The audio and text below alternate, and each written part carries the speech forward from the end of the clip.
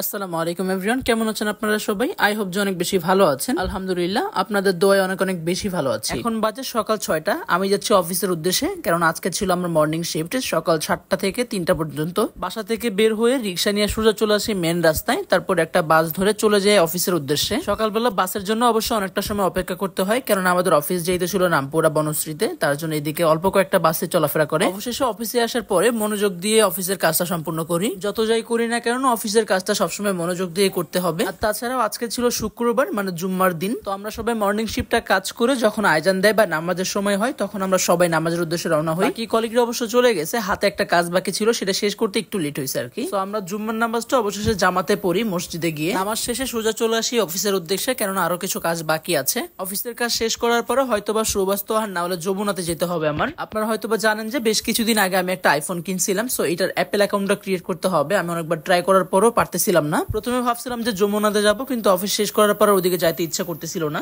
সুবাস্তুতে আমার একটা ফ্রেন্ড আছে, তো ভাবলাম ওর সাথে একটু কথা বলে দেখি কি কারণে এই প্রবলেমটা হচ্ছে। যেই কথা সেই কাজ, অফিস শেষ করে সোজা চলে আসি আমি সুবাস্তুতে, এসে ওর সাথে দেখা করি। এই বিষয়ে নিজেও জানা না, তো যার কারণে এখানে একটা অ্যাপেলের সার্ভিস স্টোর আছে, সেখানে নিয়ে গেল আমাকে। ওদের সাথে কথা বলে যতটুকু বুঝতে পারলাম যে বাংলাদেশের রিজন, মানে বাংলাদেশ থেকে আর কোনো অ্যাপেল আইডি খোলা যাবে না, বাংলাদেশের নাম্বার দিয়ে। একটা অপশন আছে, সেটা হচ্ছে রিজন চেঞ্জ করে, মানে নাম্বারটা চেঞ্জ করতে হবে, অন্য কান্ট্রির একটা নাম্বার দিয়ে পরে অ্যাকাউন্ট খোলা যাবে। আমার একটা অফিস কলিগ বলছিল ওর কাছে দুবাইয়ের নাম্বার আছে, যার কারণে ভাবলাম যে তাহলে ওর কাছ থেকে অ্যাকাউন্টটা খুলে নিব, অযথা এখানে টাকা ওয়েস্ট না করে। আর আমি জানি আজকের ভিডিওটা সেরকম ইন্টারেস্টিং না, কোনো টপিকস খুঁজে পাচ্ছিলাম না, যার কারণে আসলে এই ভিডিওটা তৈরি করা। ইনশাআল্লাহ চেষ্টা করবো পরবর্তী ভিডিওটা ভালো আনার জন্য। আর ততদিন পর্যন্ত সবাই ভালো থাকবেন, সুস্থ থাকবেন। আসসালামু আলাইকুম।